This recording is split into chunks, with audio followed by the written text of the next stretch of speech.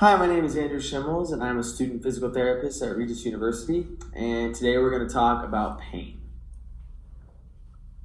So the objectives today, as we go through this PowerPoint, so I want you guys to understand what pain is, understand how pain is sensed in the body, understand the different types of pain, understand the different effects that pain has on each individual, and be able to identify different treatments for chronic pain. Okay, so what is pain? So pain is identified as an unpleasant sensory and emotional experience associated with actual or potential tissue damage or described in such terms.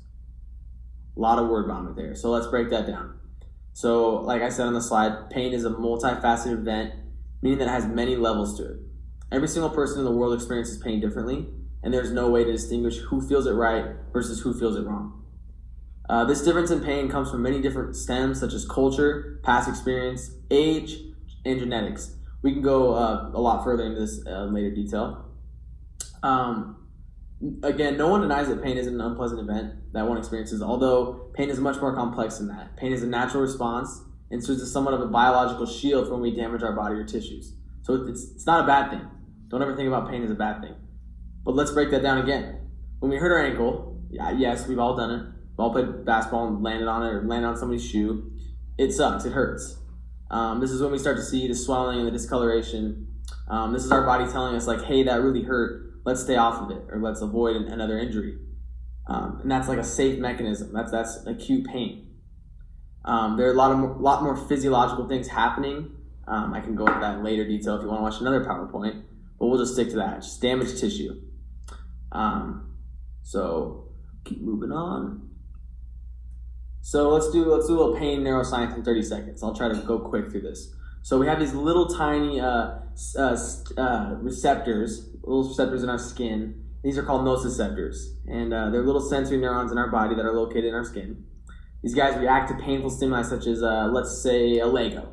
So you step on a Lego, and that your 3-year-old kid left on the ground, we step on, and there are little nociceptors in our foot tell us, hey, that really hurt. Let's not do that again.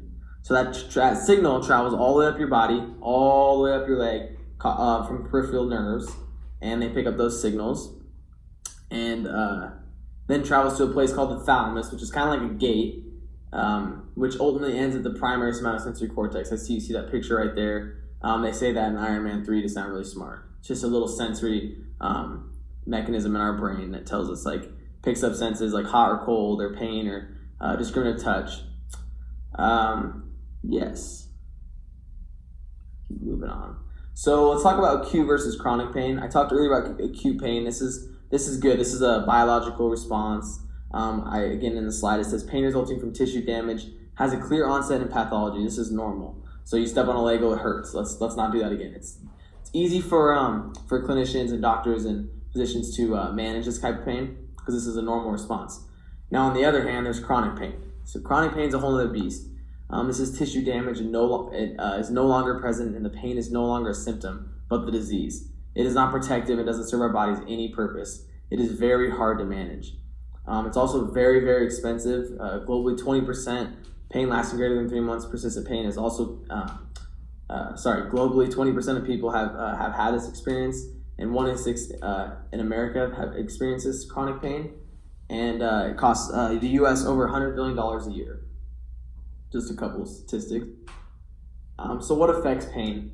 There's many things that affect this. So this can be comorbidities, culture, traumatic history, or genetics. So many cultures deal with experiences of pain very differently, which is why it's important to stay culturally competent. It's why it's always important for, such as me as a PT, to always stay culturally competent and assess my patient's individual beliefs and fears they have. Again, pain is, as I said earlier, it's a subjective matter, but what does that actually mean? So let's walk through a scenario. So Bill walks in with an ACL sprain. You have Bill and Joe. Bill walks in with the ACL sprain and claims on a scale from 1 to 10, 10 being the worst pain he's ever had in his life. Bill states that his ACL is a 2 out of 10, so there's not much pain at all. But now Joe walks in with the same ACL sprain and claims that his pain is on a 1 out of 10 is a 10. So why does Joe and Bill have the same injury but experience different types of pain? So this is where these types of effects come into play. And these comorbidities, maybe Joe or Bill had different experiences growing up. They have different genetics. They have different traumatic histories. Maybe Bill was in another wreck early in his life. There's many things that come into play. So as a Regis grad, we use a term called cura personalis. And as a future physical therapist, I find this term incredibly valid for my profession as it translates to caring for the whole person. We must never overlook patients' past or current history, and we must never overlook their beliefs or culture. We must care for the whole person and not just a simple injury.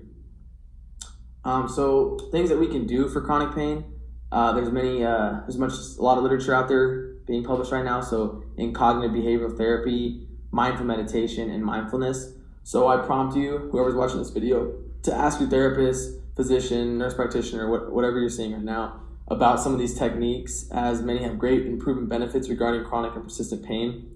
Again, I hope you enjoyed this video and learned a thing or two. Thank you for watching.